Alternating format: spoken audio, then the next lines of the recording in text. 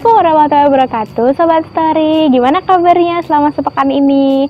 Kemarin kita sudah bahas buku tentang kekoreaan, yaitu Pernah Tenggelam. Nah, ini sesuai dengan request teman-teman. Pekan ini kita akan membahas mengenai buku Wanita Berkarir Surga. Ada yang udah pernah baca? Yuk, langsung aja.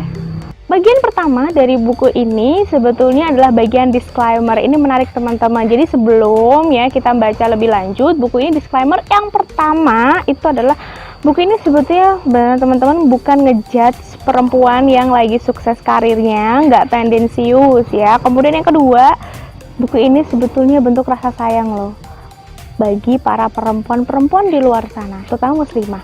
Dan yang ketiga, ini reminder banget buat penulis dan reminder juga buat saya sebagai pembedah buku hari ini. Dan kemudian keempat, buku ini beda dengan yang lain. Kenapa? Karena buku ini disusun juga mengambil dari firman Allah yang hak, yaitu Al-Quran dan As-Sunnah. Lanjut nih teman-teman, saya pengen silahkan teman-teman ambil ballpoint sama ambil kertas, tulis nih definisi wanita sukses menurut teman-teman itu apa. Boleh apapun, jawabannya apapun, out of the box apapun. Mari kita definisikan bareng-bareng sebetulnya perempuan sukses itu kayak apa sih? Apakah seperti yang kita pikirkan sebagaimana orang-orang, atau sebetulnya sukses bagi perempuan punya definisi khusus yang out of the box? Sebenarnya ini bukan cuman teman-teman semua ya.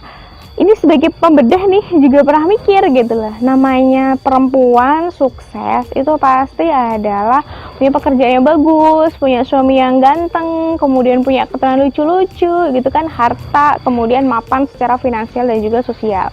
Kamu gitu juga nggak? Nah, ternyata ini juga dominan loh di antara pemikiran para muslimah, bahwa kalau muslimah yang kesannya di rumah aja itu masih banyak loh yang meremehkan bahwa model begini tuh nggak sukses.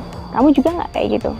Sebelum saya melanjutkan ke bagian definisi wanita sukses, kita balik dulu yuk membahas tentang perempuan dari peradaban ke peradaban.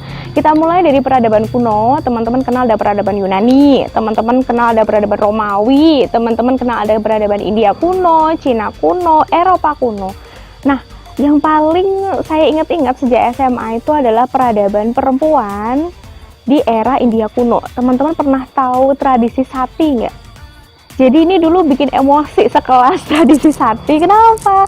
Karena gini, kalau si suami meninggal, ceweknya harus ikut meninggal. Tuh sadis banget. Tapi kalau ceweknya yang meninggal, cowoknya boleh nikah lagi. Bikin emosi ini kayaknya. Terus kemudian di Eropa yang kita gadang-gadang sebagai sumber dari peradaban yang cemerlang, sumber dari peradaban maju saat ini, Eropa itu pernah membunuh lebih dari 10.000 orang dan 70%-nya itu perempuan. Dan kamu tahu kenapa? Dituduh sebagai tempat ini loh, tempat bersemayamnya jin dan setan. Mereka tukang sihir. Padahal yang mereka bunuh orang-orang Eropa yang diinkuisisi oleh gereja itu sebagian besar adalah perempuan janda, miskin, bahkan banyak di antara mereka yang tabib perempuan loh. Wah gelas, bikin emosi itu ya sejarah itu. Ini adalah peradaban di mana agama Samawi hadir. Teman-teman tentu kenal dengan agama Nasrani dan agama Yahudi ya. Bagaimana sih sebetulnya pandangan agama ini terhadap perempuan? Oke, saya kasih bocoran. Saya nyontek dulu ya. Dalam agama Yahudi ya, ini saya ambil dari Yahudi Ortodoks itu ya, dalam Manaot 4344a, terima kasih Tuhan karena tidak menjadikanku seorang kafir atau seorang wanita atau budak belian dosa. Jadi sampai doanya itu terima kasih nggak jadiin perempuan. Kayaknya perempuan indah banget gitu ya. Kemudian dalam agama Nasrani, dalam Timotius ya, Timotius 2:214, lagi pula bukan Adam yang tertipu, melainkan perempuan itulah yang tertipu dan jatuh ke dalam dosa. Ini bikin saya tuh menghela nafas. Ya, pantas ya kalau perempuan zaman modern itu kesannya berontak. Kenapa? Karena masa lalu perempuan itu pahit banget. Dari peradaban ke peradaban, sebelum ada agama sampai ada agama Samawi. Oke, woman is number 2.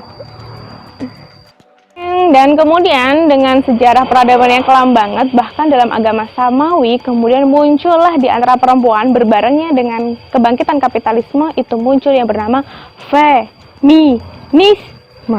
Oke, jadi secara gampang ya, feminisme itu apa sih? Feminisme itu awalnya tuntutannya sederhana. Kayak begini nih, jadi kalau pria boleh, wanita juga boleh. Kalau pria bisa, berarti wanita juga bisa. Kalau pria itu boleh pulang malam, cewek juga boleh dong. Jadi cewek sama cowok itu harus sama plek persis. Itu tuntutan sederhananya. Kalau secara profesional, for your information, feminisme pertama kali itu ditemukan pada abad ke-19 oleh seorang sosialis berkebangsaan Prancis, yaitu Charles Fourier. Nah, ini ada perbedaan pendapat sih dari kemunculan istilah feminisme. Sehingga di dunia pun saat ini ada berbagai macam feminisme dari yang liberal, marxis, radikal, sosial, sampai teologis. Problem teman-teman dari feminisme ini adalah sebetulnya trauma feminisme itu sebetulnya kan dari peradaban kuno, dari agama Nasrani dan Yahudi. Nah, ini itu ngebawa-bawa Islam yang dari awal nggak pernah ngejadiin perempuan sebagai warga kelas 2, nggak pernah mendikte Islam menjadi budak, nggak pernah mendiskriminasi perempuan. Nah, ini feminisme itu kayak ibarat gini loh, ketika udah disakitin satu laki-laki, kayak semua laki-laki itu brengsek kayak udah, kalau satu laki salah, semua laki-laki itu salah. Nah, feminisme ini endingnya juga ikutan nuduh-nuduh Islam diskriminasi pada perempuan. Teman-teman bisa lihat di slide, itu ada aturan talak, rumah tangga, pemimpin, aurat, itu kan, waris. Nah, ini digugat semua sama feminisme. Yang menganggap kalau nggak sama pokoknya nggak adil, kalau nggak sama pokoknya diskriminasi. Maka kalau dalam Islam ada sesuatu yang nggak sama antara perempuan dan laki-laki, itu dianggap diskriminasi. Oke, jadi kalau kita ambil kesimpulan, feminis itu sebetulnya ngasih solusi atau masalah baru sebenarnya di antara kaum muslimin. Nah, tadi feminisme di awal tuntutannya kayak sederhana ya. Kalau cewek boleh, berarti cowok juga boleh. Kalau cowok bisa, cewek juga bisa. Kalau cowok dapat A, cewek juga harus dapat A. Oke, saya kasih satu cerita mengenai sekte feminisme yang cukup ekstrim di Ukraina, yaitu bernama Femen. Oke, teman-teman silahkan googling gambarnya, itu saya nggak tega buat nampilin. Teman-teman lihat di slide, itu sudah yang paling saya blur ya. Oke, Femen itu salah satunya adalah Our God is a woman. Tuhan kita itu adalah perempuan ya. Jadi mereka menuntut untuk ditutupnya prostitusi, seks tourism, kemudian menolak eksploitasi pada perempuan, tapi mereka tuh dualisme banget. Jadi mereka itu bahkan protesnya itu pakai telanjang dada. Ya, kamu bisa bayangin ya. Jadi mereka itu sasarannya itu malah memprotes industri keagamaan, industri seks. Kemudian bahkan mereka itu ya pada 4 April 2013 ada yang namanya Topless Jihad Day. Jijik nggak sih gitu ya? Yang di depan Masjid Kiev Berlin Brussels dan kedubes Tunisia di Paris. Jadi sebetulnya gini, lucu banget itu Femen ya. Jadi Femen itu mencanangkan mendukung pembukaan aurat tapi mengecam prostitusi. Ya nggak bisa lah.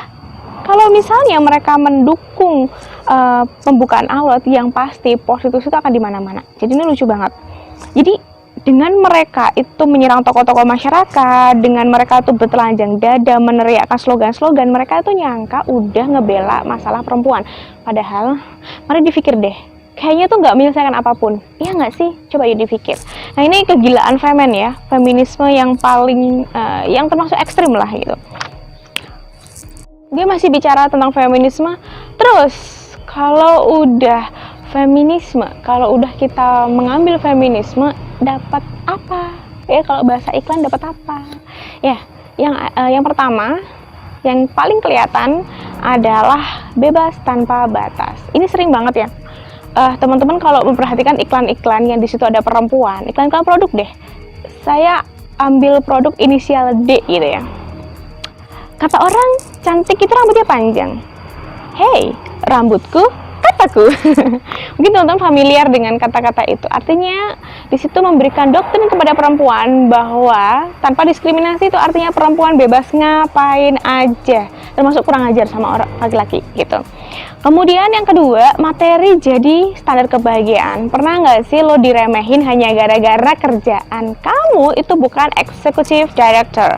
Atau bukan eksekutif manager, atau kamu S1 tapi cuma ibu rumah tangga, atau kamu nggak di sekolah internasional gitu. Kenapa?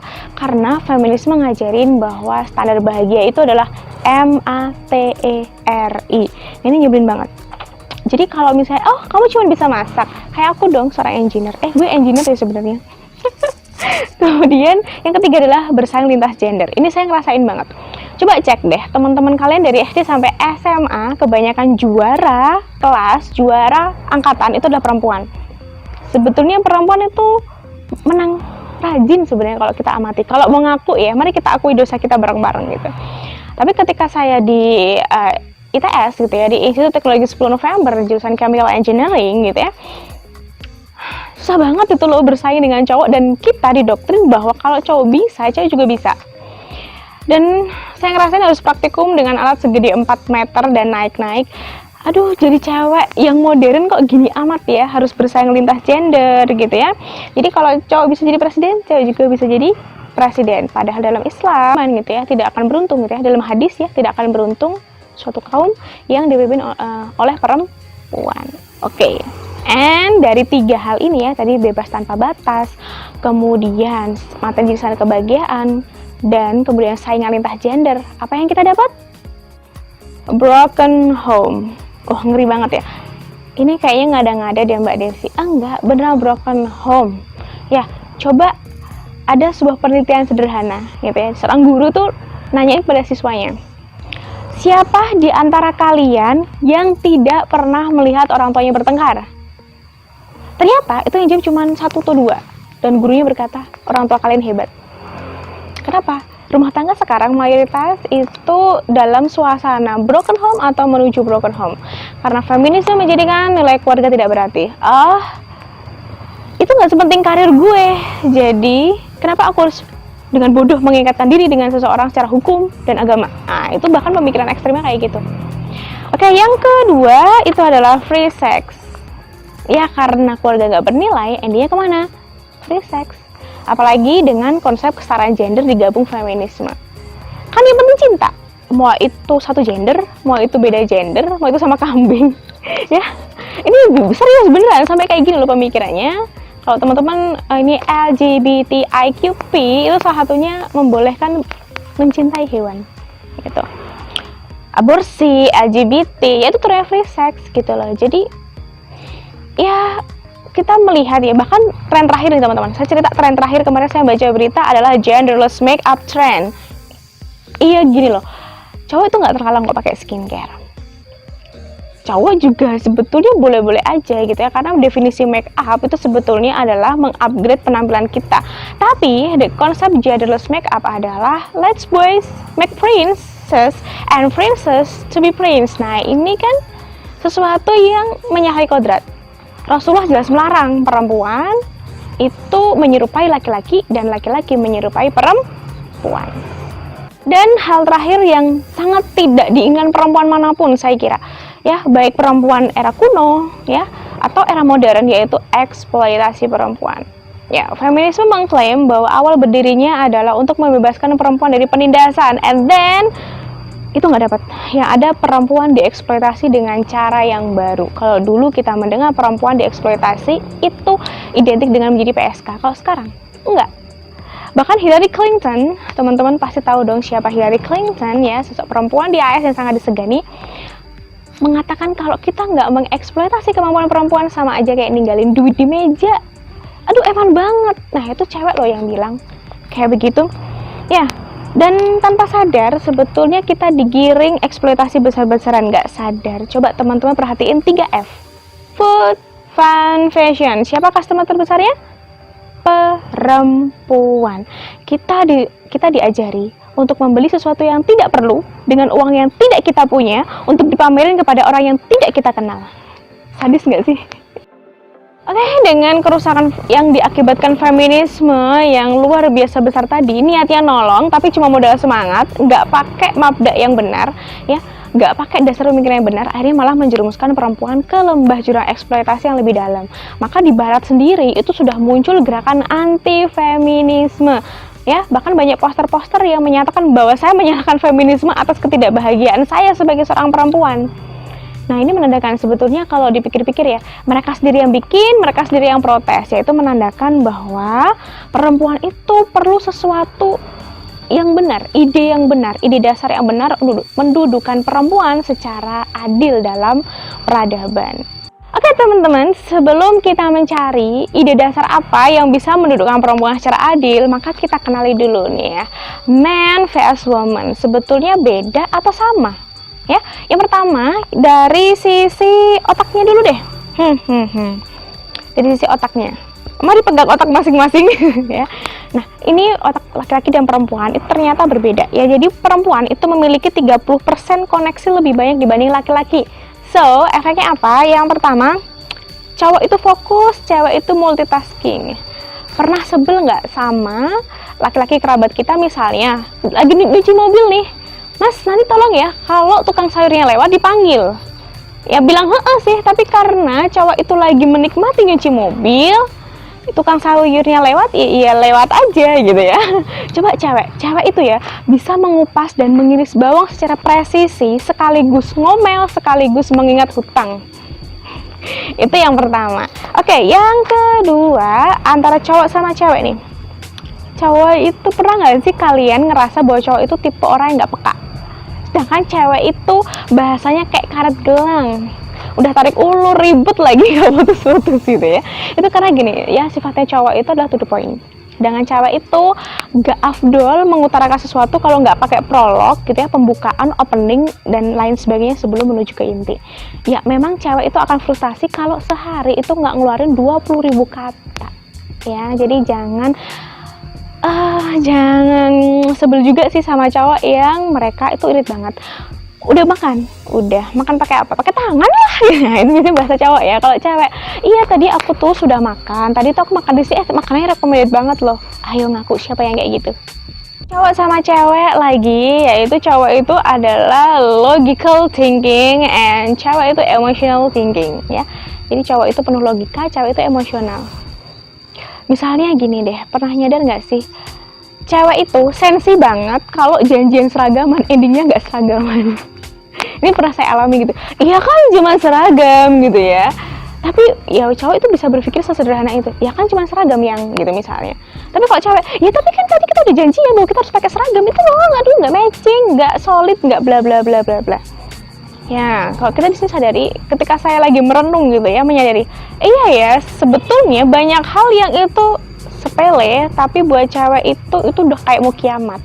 Nah, ini tandanya cewek itu emotional thinking dan cowok itu logical thinking. Oke, nggak perlu diprotes, silahkan mengakui masing-masing di hati masing-masing. Nah, kemudian dari sisi anatomi tubuh jelas, kita bisa ngebedain dong cewek mana cowok ya. Dan kita nggak perlu lihat mukanya aja, ketika di jalan kita udah pasti tahu kok bahwa oh ini cowok, ini cewek. Kadang dari lihat pundaknya aja udah kelihatan gitu ya, ini cowok, ini cewek.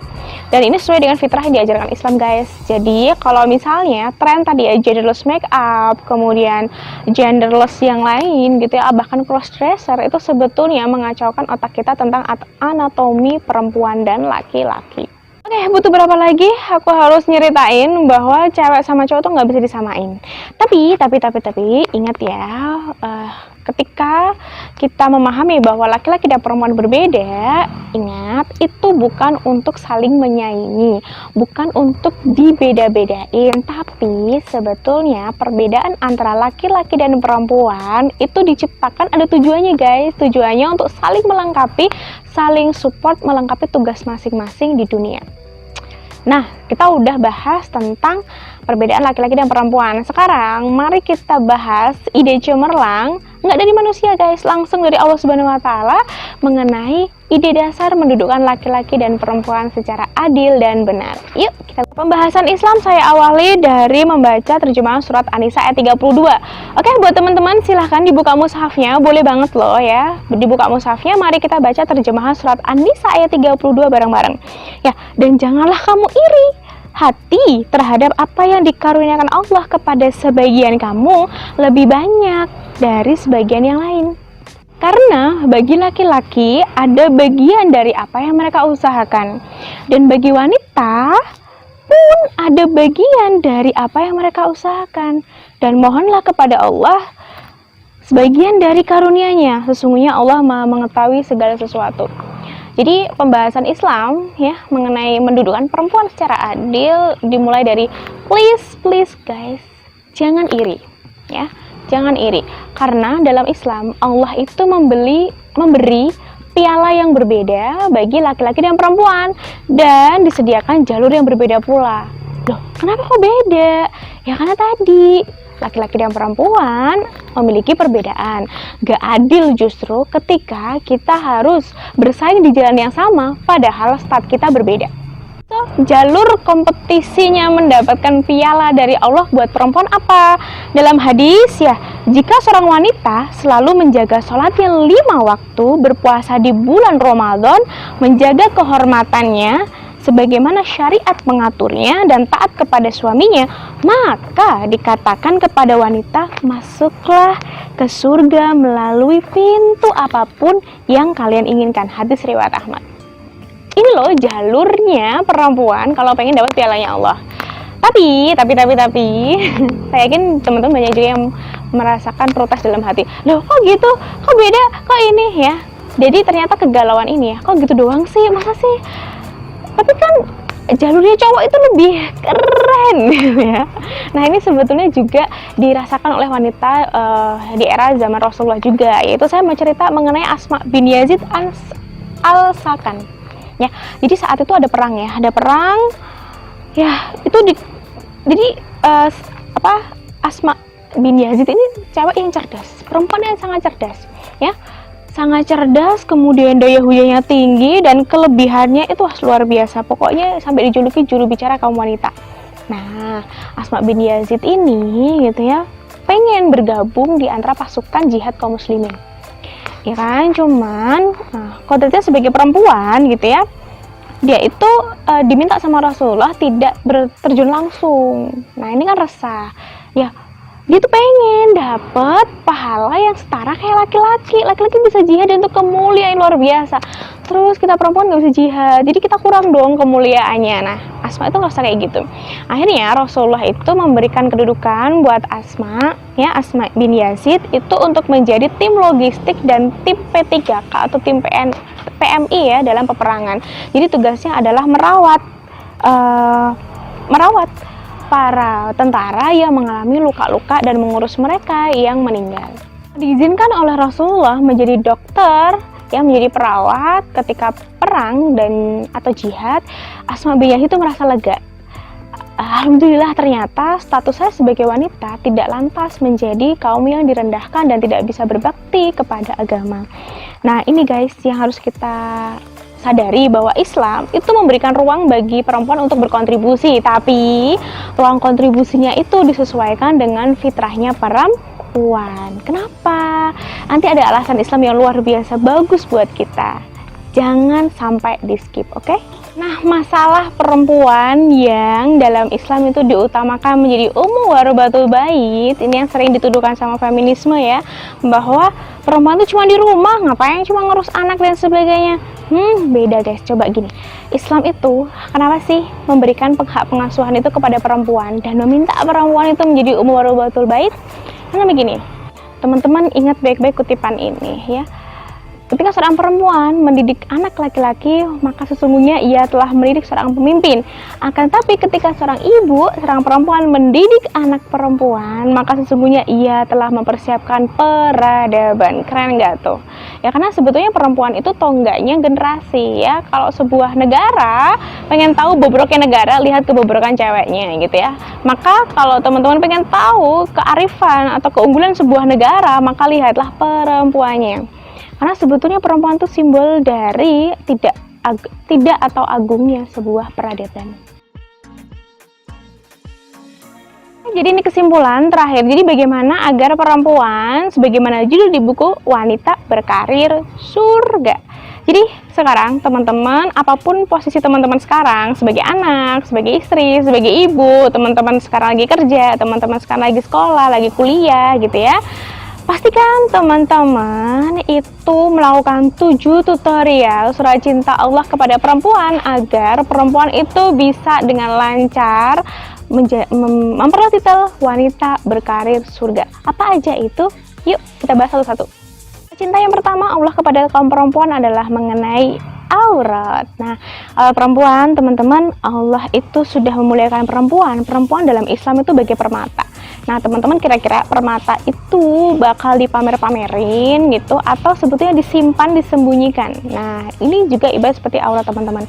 Kenapa sih Islam itu meminta perempuan kalau sudah balik keluar rumah itu yang kelihatan cuma muka dan telapak tangan? Iya, karena aurat perempuan itu indah banget dan itu harus dijaga. Itu yang pertama. Yang kedua adalah surat cinta Allah mengenai perempuan dan makeup. Oke. Jadi teman-teman sudah pasti terkenal lah ya bahwa kalau di iklan-iklan tuh sering ya show your experience gitu ya, show your expression, show your beauty. Nah, dalam Islam itu memerintahkan kepada perempuan, please jangan tabaruj. Ya. Kenapa? Karena tabaruj itu adalah sebetulnya mengikuti peradaban orang kafir yang mereka suka bermegah-megahan terhadap jasad ya. Kalau kita perhatikan jasad kita itu berapa lama sih hidupnya gitu. Allah memerintahkan kita untuk fokus pada think smart ya, bukan menonjolkan fisik. Kemudian yang ketiga adalah surat cinta Allah mengenai wanita dan perfume ya. Kalau di sini wanita dan perfume. Jadi seorang perempuan yang mengenakan wewangian lalu melalui sekumpulan laki-laki agar mereka mencium bau yang dia pakai, maka perempuan tersebut adalah seorang pelacur. Hadis riwayat An-Nasai, Abu Daud, At-Tirmizi dan Ahmad. Nah, ini korelasinya sebetulnya adalah bagaimana di era sekarang attraction kepada lawan jenis itu justru menjadi salah satu kunci dalam ekonomi kapitalis gitu loh. Nah, ini perempuan diharapkan gitu ya tidak mengikuti ini. Nah, nanti kalau diskusi mengenai fikih dan lain-lain mungkin kita kasih kolom lain aja ya, tidak di pembahasan bedah buku ini. Kemudian surat cinta yang keempat adalah perempuan dan perilaku. Ini saya jadi ingat salah satu bukunya juga Ustadz Felix itu ya, di Yuk Berhijab gitu ya. Kalau laki-laki perhatikan kemana kalian melangkah, kalau cewek perhatikan bagaimana kalian bertingkah. Karena benar banget ini cowok nakal itu gak terlalu menjadi ujian buat cewek, tapi cewek nakal godaan iman buat cowok. Jadi teman-teman please perhatikan bagaimana teman-teman dalam berperilaku ya. Kemudian perempuan dan rumah ya, surat cinta Allah yang berikutnya. Jadi sebetulnya kalau nggak ada keperluan yang penting-penting banget, kalau misalnya nggak ada sesuatu yang mengharuskan kita keluar, sebetulnya Islam memerintahkan perempuan itu betah di rumah loh. Nah, ini juga korelasinya dengan era sekarang ya, era media sosial. Di rumah termasuk tidak mengupload apa yang ada di rumah. 2 surat cinta terakhir dari Allah ya, dari tadi udah sebutin 5, sekarang 2, yaitu yang ke-6 itu adalah perempuan dan rasa malu. Ya, ini saya sendiri ya merasakan bahwa perempuan makin kesini makin nggak punya malu ya.